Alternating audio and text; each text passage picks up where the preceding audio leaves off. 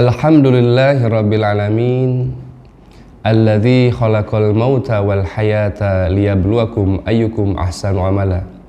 Asyhadu an la ilaha illallah wahdahu la syarikalah wa asyhadu anna Muhammadan abduhu wa rasuluh alladzi la nabiyya ba'da. Ikhwatu iman rahimakumullah, mutiara Ramadan yang insyaallah sama-sama mengharap ridha Allah Subhanahu wa taala. Alhamdulillah, bersyukur kepada Allah hingga saat ini kita masih diberikan oleh Allah berbagai macam kenikmatan oleh Allah. Nikmat iman khususnya, nikmat hidayah dan taufik dari Allah Subhanahu wa taala. Sehingga sampai saat ini kita masih diberikan kekuatan oleh Allah, bimbingan dan taufiknya oleh Allah, mampu melaksanakan berbagai macam aktivitas ibadah khususnya di bulan suci Ramadan hingga saat ini. Mudah-mudahan harapan besar kita ingin ibadah kita diterima oleh Allah Subhanahu wa taala sebagai amalan yang mabruran mutaqabbalan. Amin ya Allah ya rabbal alamin. Ikhwatu iman rahimakumullah. Sebagaimana harapan besar kita dalam seluruh aktivitas amal kita yang kita laksanakan khususnya di bulan Ramadan, ingin amal kita itu diterima oleh Allah. Dari mulai ibadah salat fardunya, saum Ramadannya, dan berbagai macam amalan ibadah yang kita lakukan. Tidak hanya di Ramadan sebenarnya, tapi wabil khusus di bulan Ramadan ini tentu kita ingin menjadi orang yang sukses. Keluar Ramadan menjadi orang-orang yang menang. Do the winner, menjadi pemenang ketika keluar dari Ramadan. Tentu ketika kita keluar Ramadan mendapatkan maghfirah dan ampunan dari Allah karena amal ibadah yang kita lakukan di bulan Ramadan. Maka insyaallah ihwafillah rahimakumullah, dalam kesempatan yang berbahagia ini saya ingin menyajikan di antara ayat-ayat Allah dalam Al-Quran dan hadis-hadis Rasulullah berkaitan tentang amalan yang diterima oleh Allah Subhanahu wa ta'ala. Karena insya Allah semua ibadah kita ingin dan berharap diterima oleh Allah tentu tidak mudah. Ada prasyaratnya, ada syarat dan rukun yang harus kita laksanakan dari ibadah yang kita lakukan. Bukan hanya sekedar hanya asal-asalan, ibadah yang hanya kita lakukan untuk memunahkan kewajiban kita saja. Tapi harapan kita tentunya ibadah yang kita lakukan, ibadah yang kita laksanakan khususnya di bulan Ramadan ini ingin diterima oleh Allah Subhanahu wa taala. Untuk itu ikhwatu iman rahimakumullah, mutiara Ramadan, ada sebuah hadis yang diterima dari Ummi Salamah. Rasulullah pernah menyampaikan dalam doanya 3 permintaan yang pokok yang Rasulullah minta dalam doanya. Apa doanya? Bismillahirrahmanirrahim. Dalam hadis disebutkan an Ummi Salamata, dari Ummi Salamah radhiyallahu an, anna Nabiya sallallahu alaihi wasallam, bahwasanya Nabi sallallahu alaihi wasallam kana yaqul, pernah berdoa kepada Allah, yang mana dalam doanya Rasul meminta ya, hina idza shalla subha hina yusallim, kata Rasul berdoa ketika beres salam dalam sholat subuhnya.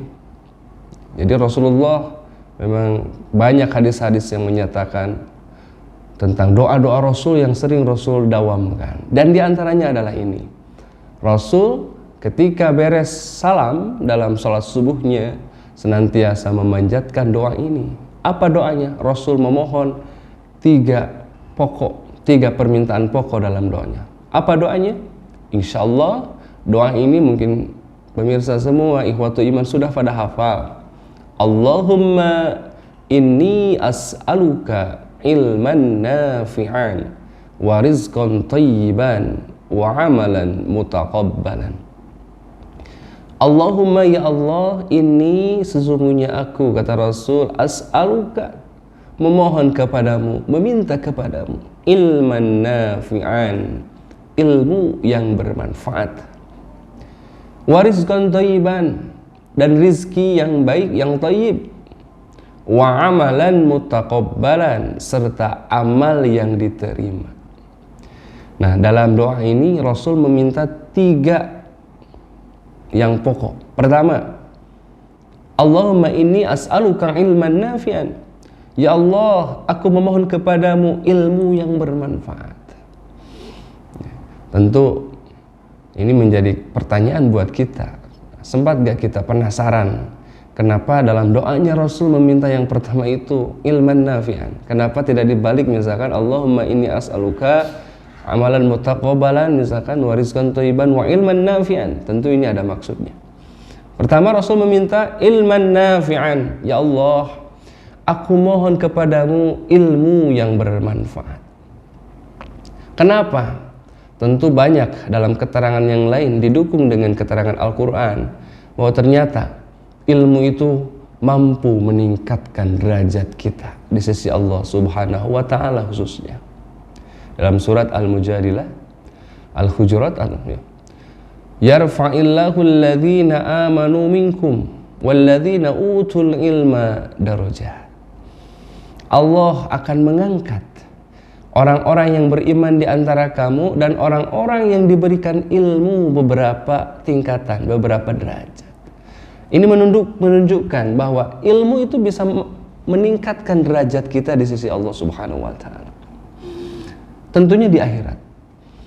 Di dunia pun insya Allah banyak kita saksikan hari ini di antara saudara-saudara kita yang terangkat derajatnya karena ilmunya. Sebagai contoh misalkan ikhwatul iman, siapa yang tidak kenal ya, salah satu tokoh nasional, Bapak Burhanuddin Yusuf Habibie, B.J. Habibie. Siapa yang tidak kenal beliau? Beliau terkenal dengan Mr. Crack, ahli dalam urusan dunia pesawat ya, yang mengangkat citra Indonesia di mata dunia dalam urusan pesawat terbang. Tentu beliau bisa terkenal, harum namanya, karena apanya? Karena ilmunya. Ya, karena kita tidak bisa mendikotomikan, dalam Islam itu tidak ada dikotomi ilmu. Apakah ini ilmu sifatnya dari ilmu ukhrawi, apakah ilmu duniawi? Tidak. Semua ilmu sumbernya dari Allah, dan Allah menjamin setiap orang yang beriman dan memiliki ilmu, maka Allah akan angkat dia derajatnya di sisi Allah Subhanahu wa Ta'ala. Jangankan di akhirat, di dunia saja derajatnya oleh Allah akan dinaikkan. Maka ikhwatu iman rahimakumullah, penting untuk kita yang namanya ilmu. Makanya Rasul meminta dalam doa yang pertama, ya Allah, inni as'aluka ilman nafi'an. Aku mohon kepadamu ilmu yang bermanfaat. Nah, ini yang jadi catatan menariknya adalah ilman nafi'an, ilmu yang bermanfaat. Ini menunjukkan berarti ada ilmu juga yang tidak bermanfaat. Atau misalkan ilmunya tidak memberikan kemaslahatan bagi umat. Apakah ada? Banyak hari ini. Hari ini banyak orang yang punya ilmu tapi ilmunya tidak memberikan kebermanfaatan bagi umat. Ada. Makanya Rasul meminta, ya Allah, aku minta kepadamu ilmu yang bermanfaat. Di samping memang ada kewajiban untuk setiap muslim adalah menuntut ilmu. Thalabul ilmi faridatun ala kulli muslimin wal muslimat. Bahwa menuntut ilmu itu adalah sebuah kefarduan, perkara yang wajib bagi kita yang mengaku diri seorang muslim, seorang yang beragama Islam. Jadi hukum menuntut ilmu wajib. Tidak ada sunnah menuntut ilmu, tapi wajib. Uttubul ilma minal mahdi ilal lahdi. Bahkan dalam menuntut ilmu itu tidak ada batasan. Tidak ada batasan apakah jenjang pendidikan dari level sekolah dasar, menengah sampai perguruan tinggi, tidak. Tapi minal mahdi ilal lahdi. Menuntut ilmu itu dari mulai kita awal dalam aisan, dalam buayan ibu kita, ilal lahdi, sampai kita masuk liang lahat. Sehingga iwatu iman rahimakumullah, teringat kita kenal Imam Ahmad bin Hanbal. Kita tahu, kenal beliau itu seorang ulama besar. Beliau pernah menyampaikan, ana atlubul ilma ila an adkhulal kubra. Aku akan menuntut ilmu, kata Imam Ahmad, sampai aku masuk ke liang kubur. Artinya sampai wafat Imam Ahmad mengazamkan dirinya akan terus menuntut ilmu. Bayangkan, seorang ulama besar saja, beliau itu ulama, tapi beliau mengazamkan dirinya untuk terus menuntut ilmu sampai dia wafat. Lantas diri kita, ulama bukan? Atau belum kita menjadi seorang ulama? Masih jauh dari ilmu.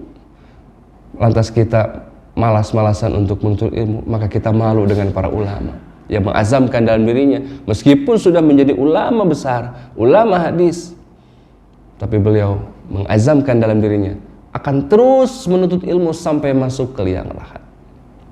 Maka ikhwati rahimakumullah, dalam surat Fatir pun disampaikan, wa minan nas wad dawab wal an'am mukhtalifun alwanuhu kadzalik, dan di antara manusia demikianlah, demikian pula dari hewan melata, hewan ternak. Innama yakhshallahu min ibadihil ulama, kata Allah, sesungguhnya hanya saja. Nah, dalam bahasa Arab innama itu masuknya adat qasr atau adat hasyar, ya, pembatasan. Orang Sunda bilang ngan wungkul, hanya saja. May yakhshallah, orang yang paling takut terhadap Allah itu min ibadihi, dari hamba-hambanya, al ulama, adalah para ulama. Artinya orang yang memiliki ilmu, khususnya ilmu syariat, ilmu agama, tidak juga hanya ilmu agama, tapi ilmu-ilmu lainnya, ilmu duniawi pun, karena sumbernya semua itu, ilmu itu dari Allah. Allah tidak mendikotomikan ilmu.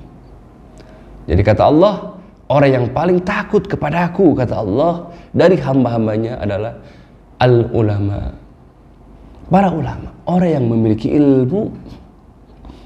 Sehingga Imam Masruq mengatakan, waqala Masruq, berkata Imam Masruq, kafa bi khasyatillahi ilman, maka cukuplah orang yang dikatakan orang berilmu itu adalah orang yang takut kepada Allah. Jadi kata Imam Masruq dikatakan, cukuplah orang yang dikatakan ilman, memiliki ilmu itu adalah orang yang takut kepada Allah. Maka sebaliknya dikatakan, kata Imam Masruq, wa kafa bil iktirari billahi jahlan, maka cukuplah orang yang dikatakan jahil. Jahil itu bodoh. Orang yang tidak memiliki ilmu adalah orang yang tertipu daya oleh Allah Subhanahu wa ta'ala. Maka ikhwatu iman rahimakumullah, maka wajar kita ketika Rasulullah sallallahu alaihi wasallam meminta dalam doanya, yang pertama dia minta, Allahumma inni as'aluka ilman nafi'an, ya Allah berikan aku ilmu yang bermanfaat. Pertama, ilmu itu wajib, faridatun ala kulli muslim. Yang kedua, Rasul ingin ilmu yang bermanfaat. Dalam hadis lain, kun aliman, jadilah engkau orang yang berilmu, au muta'alliman, atau orang yang mengajarkan ilmu, para guru, para dosen, dan yang lainnya. Orang tua di rumah mengajarkan ilmu kepada anak-anaknya. Au mustami'an, atau orang yang hanya mendengarkan ilmu. Au muhibban, atau sekedar cinta terhadap ilmu. Saking pentingnya ilmu, sampai kun, katakanlah, jadilah kamu orang-orang yang aliman, orang yang memiliki ilmu, para ulama. Au muta'aliman, atau orang yang mengajarkan ilmu. Kalau tidak mampu memiliki ilmu yang banyak, tidak bisa mampu mengajarkan ilmu kepada orang lain, mustami'an, paling tidak dengarkanlah ilmu-ilmu, dengarkanlah tausiah-tausiah, belajarlah kepada para ulama, dengarkan ilmu dari mereka, nasihat-nasihat mereka. Salah satunya program di sekolah kita, ada program Mutiara Kurma, di antaranya dalam rangka untuk menyebarkan ilmu Allah ke seluruh umat manusia, khususnya warga al-muttaqin, anak-anak soleh, para orang tua bisa termotivasi untuk menuntut ilmu dengan adanya acara ini. Atau paling tidak, kalau kita tidak mampu menjadi ulama, tidak mampu mengajarkan ilmu kepada orang lain, dan tidak mampu, tidak sempat mendengarkan ilmu, paling tidak au muhibban, atau menjadi orang yang cinta terhadap ilmu.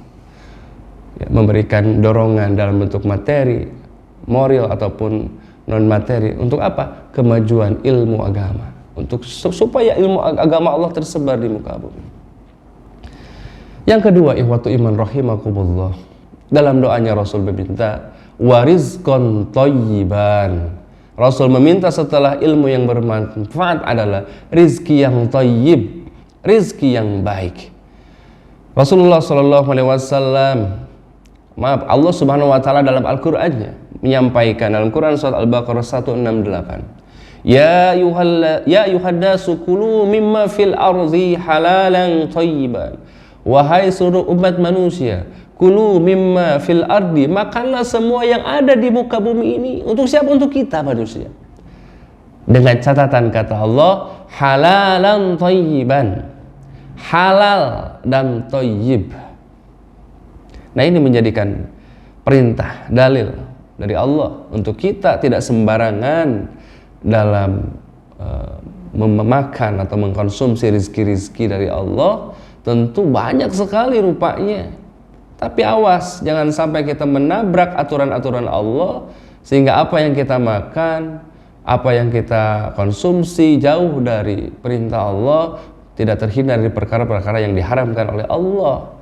Karena jelas Allah memerintahkan kulu mimma fil ardi halalan thayyiban. Makanlah apa yang ada di muka bumi ini untuk kita manusia dengan catatan yang halal dan thayyib, yang baik, yang halal dan yang thayyib.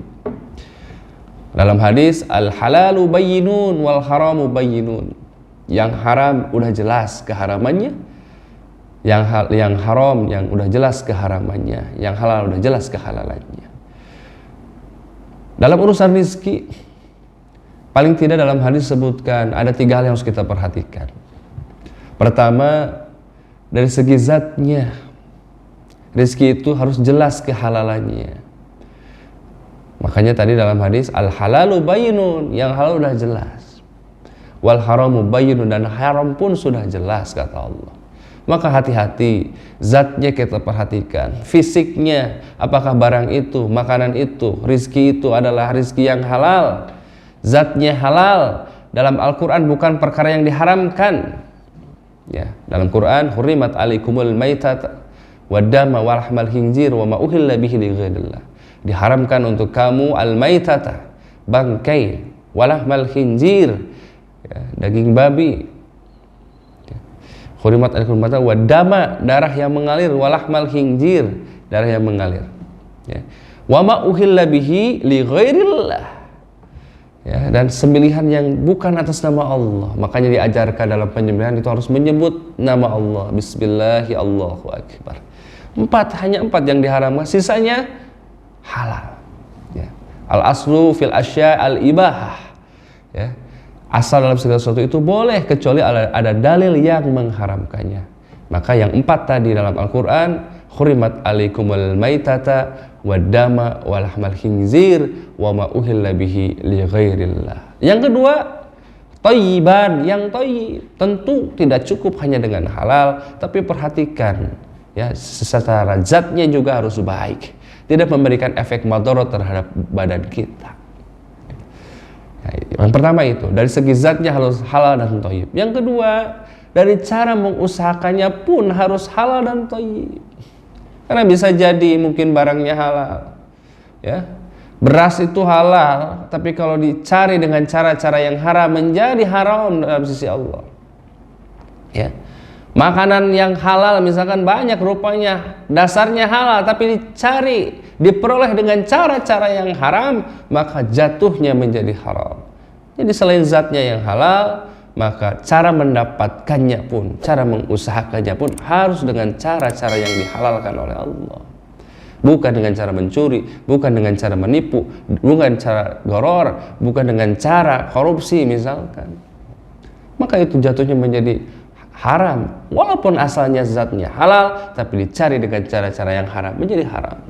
Yang ketiga dalam urusan rezeki itu, untuk apa rezeki itu digunakan? Dibelanjakan untuk apa? Nah, itu pun harus diperhatikan. Zatnya halal, diperoleh dengan cara-cara yang halal, dan dibelanjakan di jalan-jalan yang diridhoi Allah Subhanahu wa ta'ala. Itu dalam urusan rizki, Allah sudah mengaturnya. Maka Rasul meminta kepada Allah di samping ilmu yang bermanfaat, wa rizqan thayyiban, rizki yang baik. Kenapa Rasul meminta rizki yang baik? Nah, di awal saya menyampaikan tema sekarang adalah tentang amal-amal yang diterima oleh Allah. Apa kaitannya dengan doa ini? Ya, terutama untuk poin yang kedua ini. Rasul meminta rizki yang baik karena ternyata ada korelasi antara apa yang kita makan, rizki yang kita konsumsi dengan amal yang kita laksanakan. Nanti dibahas di poin yang ketiga. Tapi paling tidak ikhwatu iman rahimakumullah, nanti ada kaitannya apa yang kita makan dengan ibadah. Karena insya Allah ketika apa yang kita makan dari perkara-perkara yang haram, dalam hadis disebutkan, maka doanya, ibadahnya, salatnya selama 40 hari 40 malam tidak akan diterima oleh Allah. Jangankan satu piring, satu suap masuk dalam mulut kita, melalui tenggorok kita, masuk ke dalam aliran darah kita, satu suap saja, maka cukup menghalangi doanya untuk diterima oleh Allah. Dan ibadahnya selama 40 hari 40 malam tidak akan diterima oleh Allah. Makanya hati-hati dalam mencari rezeki, hati-hati apa yang kita makan, yang kita konsumsi. Jangan sampai terselip perkara-perkara haram yang masuk ke dalam tubuh kita, karena itu bisa menjadi penghalang amal kita diterima oleh Allah Subhanahu wa ta'ala. Termasuk dalam urusan infak saja. Menginfakkan harta kita, membelanjakan harta kita pun harus dengan harta yang halal. Dalam Al-Quran surat Al-Baqarah 267, ya ayyuhalladzina amanu anfiqu min thayyibati ma kasabtum wa mimma akhrajna lakum minal ard. Wahai orang-orang yang beriman, infakkanlah min thayyibat ma kasabtum, dari yang baik-baik, yang thayyib apa yang kalian usahakan, dari sebagian rizki yang kalian usahakan. Penting bagi kita memakan, mengkonsumsi perkara yang halal, menghindari perkara-perkara yang haram, karena ini berkaitan. Karena sesuap saja apa yang kita makan ada terselip yang haram, maka ibadah kita akan ditolak oleh Allah. Maka wajar ketika Rasul menyampaikan berdoa kepada Allah, selain meminta ilmu yang bermanfaat, adalah apa? Meminta rizki yang thayyib, karena rizki yang baik yang bisa mengantarkan ibadah kita diterima oleh Allah Subhanahu wa ta'ala. Maka dalam hadis yang panjang disebutkan, An Abi Hurairah qala Rasulullah sallallahu alaihi wasallam, innallaha thayyibun la yaqbalu illa thayyiban. Sungguhnya Allah itu maha baik dan tidak menerima kecuali yang baik-baik. Jadi apa yang kita infakkan pun harus dari perkara-perkara yang thayyib. Misalkan ada orang korupsi, hasil korupsinya dipakai untuk infak, nyumbang masjid, tidak akan diterima oleh Allah. Kenapa? Karena hartanya didapat dari cara-cara yang haram. Hasil menipu misalkan, hasil mencuri, dia infakkan, tidak akan diterima oleh Allah. Allah Maha tahu. Innallaha thayyib la yaqbalu illa thayyiban. Sehingga dalam hadis itu disebutkan, wa annallaha amaral mu'minin bima amara bihil mursalin. Sehingga Allah memerintahkan kepada orang-orang yang beriman seperti telah diperintahkan kepada para rasul terdahulu. Dalam Al-Quran disebutkan, ya yuhar rasul, wahai para rasul, kulu min thayyibati wa'malu sholihan. Wahai para rasul, makanlah dari apa-apa yang thayyib, yang baik-baik, dan beramal soleh. Yang menarik di sini, Allah memerintahkan kepada para rasul sebelum beramal soleh, perintahnya adalah kulu min thayyibat, makan dulu yang baik-baik baru beramal soleh. Ini ada korelasinya. Apa maknanya? Artinya ada korelasi dari apa yang kita makan dengan amal ibadah kita. Artinya ibadah kita tidak akan diterima ketika yang masuk dalam tubuh kita perkara-perkara yang haram. Tidak akan diterima ibadahnya ketika masih dicampuri makanan kita, rizki kita dari perkara yang diharamkan oleh Allah Subhanahu wa ta'ala. Sehingga dalam hadis yang panjang ini di ujungnya disebutkan, ada seseorang yang lama perjalanannya, lusuh mukanya, pakaiannya pun kotor, lalu dia menengadah ke langit, ya Rabbi, wahai Allah, berdoa kepada Allah, mengangkat kedua tangannya. Padahal kata Allah, wa mat'amahu haram, tempat makannya haram, wa masrabahu haram, tempat minumnya haram, wa malbasuhu haram, pakaiannya pun haram, wa udzi bil haram, fa anna yustajabu lidzalik. Maka bagaimana doa seseorang itu akan diterima ketika masih banyak perkara haram yang dia makan, yang dia pakai, yang dia gunakan? Ada erat kaitannya antara rizki yang kita makan harus yang thayyib dengan amal ibadah kita, karena menjadi prasyarat amal kita bisa diterima. Yang ketiga, dalam doanya Rasul memohon yang tadi, Allahumma inni as'aluka ilman nafi'an wa rizqan thayyiban. Yang ketiga, wa amalan mutaqabbalan. Ya Allah, aku mohon kepadamu amal yang diterima. Ya, Rasul saja yang oleh Allah sudah dijamin surga masih memohon kepada Allah untuk amalnya bisa diterima, apalagi kita. Kenapa? Karena amal bisa diterima oleh Allah tentu memiliki prasyarat. Di antaranya ikhwatu iman, singkat saja, dalam Al-Quran surat Al-Mulk, alladzi khalaqal mauta wal hayata liyabluwakum ayyukum ahsanu amalan. Allah menciptakan kehidupan dan kematian, di antaranya untuk menguji di antara kamu siapa yang paling baik amalnya. Di sini tidak berbicara kuantitas, tapi berbicara kualitas amal. Orang Sunda bilang, jangan sampai ibadah orang teh capek gawe teka pake. Hanas orang teh ibadah loba seueur kuantitas nama, tapi teu diterima ku Allah. Jangan sampai kita ibadah merasa lelah dengan ibadah kita, tapi ketika di akhirat amal kita tidak dicatat oleh Allah sebagai amal saleh. Karena apa? Jelas perintah Allah. Yang pertama, paling tidak amal kita supaya diterima Allah harus tauhidnya harus bersih, dan harus niatnya yang harus ikhlas karena Allah. Dalam Al-Quran disebutkan, a'udzubillahi minasyaitonirrajim, wa'budullaha wa la tusyriku bihi syai'a wa bil walidaini ihsan. Beribadahlah engkau kepada Allah, jangan campuri ibadahmu dengan syirik, musyrik kepada Allah. Berbuat baiklah kepada kedua orang tua. Dalam ayat lain surat Al-Bayyinah, wa ma umiru illa liya'budullaha mukhlishina lahuddin. Tidaklah kami perintah, kata Allah, kalian untuk ibadah kecuali harus dasarnya mukhlisin, harus ikhlas, memurnikan niat kita hanya untuk Allah Subhanahu wa ta'ala. Yang kedua, di samping harus niatnya ikhlas, yang kedua harus sesuai dengan tuntunan Rasulullah Sallallahu Alaihi Wasallam. Dalam Quran surat Ali Imran surat ayat ke-31, Qul in kuntum tuhibbunallah fattabi'uni yuhibbukumullah wa yaghfir lakum dzunubakum. Jika keadaan kamu ingin dicintai oleh Allah, fattabi'uni, maka ikutilah aku. Maksudnya luyukeun, ya, cocokkan ibadahmu dengan Rasul, maka yuhibbukumullah, Allah akan cinta kepada kita, wa yaghfir lakum dzunubakum, dan Allah ampuni dosa-dosa kita. Jadi dengan kita mengikuti sunnah Rasul itu, di samping mendapatkan cinta Allah, mendapatkan pengampunan dari Allah atas dosa yang kita lakukan. Yang ketiga, terakhir nih, waktu iman rahimakumullah, apa syaratnya supaya amal kita diterima? Selain ikhlas, kemudian ittiba kepada Rasul, tentunya ibadah kita harus memiliki efek terhadap perubahan perilaku kita. Sebagaimana sholat misalkan, dalam keterangan sholat itu tanha anil fahsya'i wal munkar. Ketika sholat kita mampu mencegah dari perbuatan keji dan mungkar, itu indikator sholat kita diterima. Misalkan ikhwatu iman, hari ini kita berada di bulan suci Ramadan, kita beribadah melaksanakan saum Ramadan.